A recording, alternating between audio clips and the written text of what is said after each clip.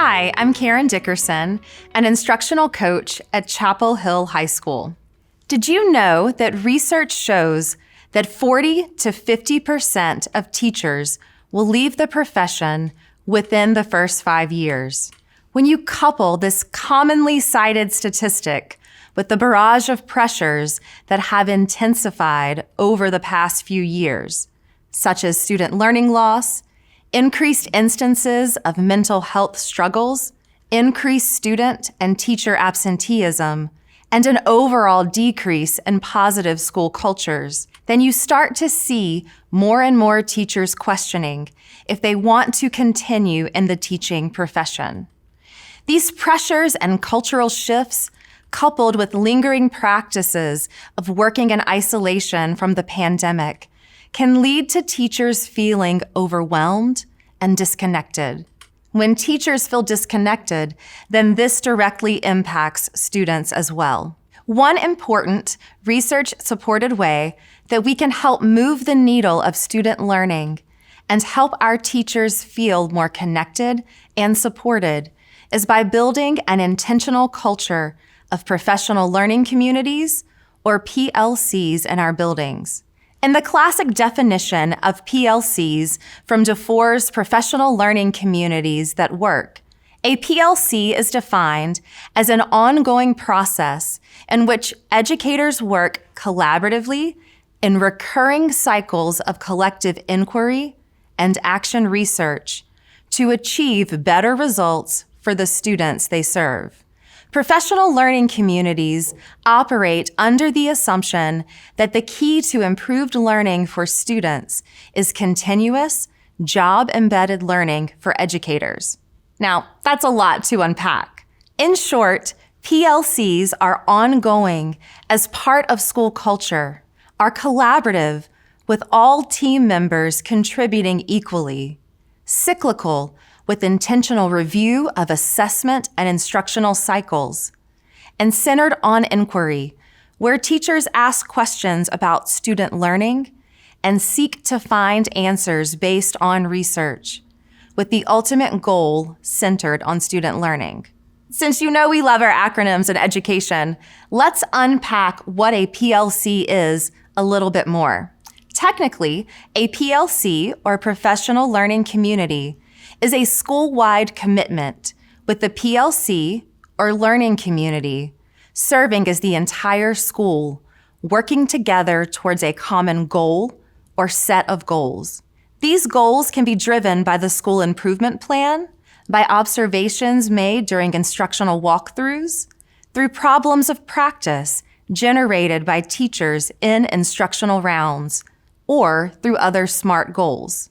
During faculty meetings and gatherings, teachers can work across content areas to examine some of these problems of practice or school-wide goals and discuss general ways to help student learning and experiences. Serving as part of this larger professional learning community are the content-specific professional learning teams that can break down larger school-wide goals into their smaller, actionable components within their planning and instruction. And this is where a lot of the magic happens. When smaller teams with shared standards and goals work together with their specific students in mind. Some of the ways these PLTs can make significant impact is in keeping students at the center of all conversations. Some ways to frame this work is by remembering that successful PLTs start with standards and what students must know, have common planning around curriculum to ensure all students have access to great teaching, provide common formative and summative assessments to let teachers gather clear evidence of student learning, review and discuss artifacts and evidence to identify ways to differentiate the core curriculum as needed and determine when reteaching is needed. Assume a sense of collective responsibility for student learning. In short, these teams focus on making sure all students learn. They create and maintain a culture of collaboration and they make sure that all decisions are driven by data to support them. For many PLCs and PLTs, this can be a shift in practice from holding meetings that are more informational in nature and not as driven by student learning outcomes. It may be helpful for those who are starting the work to take the time to establish a set of norms for engaging in these meetings and 1 to 2 goals that will drive their conversations and work forward during the year. These goals should be tied to the overarching school goals. And in order to engage in these PLTs, it's helpful for teachers to have a framework to guide their conversations around data and student work. The most traditional form of these questions is the 4 critical questions for student learning that ask, what do we want our students to learn? How will we know they have learned it? How will we respond when a student experiences difficulty? How will we respond when a student already knows it? While these questions provide a great framework, I've found during my participation as part of PLCs and PLTs, and in my role as an instructional coach, that they often lead to more stilted conversations around data, to checking a box on note-taking templates, or even worse, to being ignored altogether as suggestions and not guidelines for collaboration during this time. A guide that I have found effective in working with PLCs is to shift to a more simplified model that still keeps these questions as their foundation. That model is to center conversations on a metacognitive model that asks members to address the what, so what, and now what when discussing student learning. The what, so what, now what framework has been around since the 1970s when it was initially introduced as a group facilitation technique and then became popular in the medical world as a reflective practice for healthcare. In this model, the what refers to the past, the student-teacher experience and data, and it exists primarily in the objective sense. Some questions that can be examined during this conversation include, what happened during the lesson? What did you particularly notice? What worked well and what didn't? What did you do? What did students do? What was the evidence or data? The so what is where teams analyze and start to make sense of their observations in the present. They examine questions like, what does the data reveal? What do your observations reveal? Is this part of a broader pattern? What caused the data or observations to occur? Why might have students had the results they had? What other insights or hypotheses might be drawn from the experience and the data? Finally, in the now what, teams start to look towards the future to really figure out how to improve student learning. Here, questions might include, how might we prevent negative outcomes or problems in similar situations? What would we do differently if a similar situation arose? What lessons can we plan now to address misconceptions or to provide enrichment for students?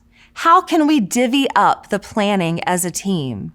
What new strategies can we try in light of this data? This simple framework for PLT meetings can help teachers focus on the important task and get into a true cycle of inquiry in order to best support student learners. Additionally, as the conversations become truly collaborative and teachers start to see student success, some of the educational pressures are removed. The feelings of isolation slip away, and teachers feel much more connected to the larger school community. Now that we've looked at ways to ensure there is an effective PLC culture at your school, you might be wondering how principals can help facilitate these PLCs. First of all, you have to create conversation about how these PLCs should look and why they are important to help students grow. After that foundation is laid, there are 3 simple ways to help this culture happen at your school. Number 1, give teachers time. You show what you value by how much time you allot for it. This time happens when intentional planning occurs in the master schedule to align as many PLTs with common planning as possible. Sometimes this work will have to be strategic, especially at some of our secondary schools where teachers might be part of multiple PLTs. In this case, prioritize the common planning of key PLTs to help the school reach its goals and look for ways to embed time during the day, like having a duty-free lunch for those who don't have common planning. Creative scheduling will go a long way to remove the time barriers for teachers. Number 2, help provide the space for these collaborative cycles to occur. Now, this isn't just the physical space, although a well-timed, full-day PLT at a space away from a school building can go a long way to support teachers in really getting into the data and engaging in innovative, common planning to address student needs. It's also the space to wrestle with the cycles of inquiry on their own, with teachers leading their own PLTs and coaches and administration there for support, but not to lead the entire thing. This space to lead will create ownership over PLTs and collective student learning. Number 3, finally, help PLT members know that you are there to support them when they need you because you trust them to do what is best for students. This support might look different for each PLT. Some will already be clearly established and may just need occasional check-ins to see ways you can help them. Maybe you can help pull data like EVOS projected scores as a tool to support them in collaborative conversations about intervention and enrichment groupings. For others, they might need more guidance, and this might be in the form of a notes document with suggested topics for a PLT meeting that fit in the cycle of inquiry to help scaffold this process for those who are not as familiar with it.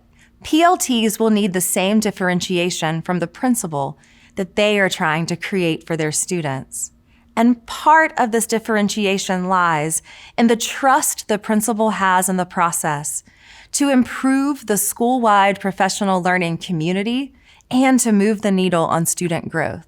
Lastly, all PLTs will appreciate the support that comes in the form of honoring their time and awarding CEUs for their meetings. This practice lends a credibility to a critical component of PLTs, which is that, while being student-centered, they are bolstered by the fact that the educators engaged in them are continuously expanding their knowledge of their content and instructional practices due to learning from the best teachers, their peers.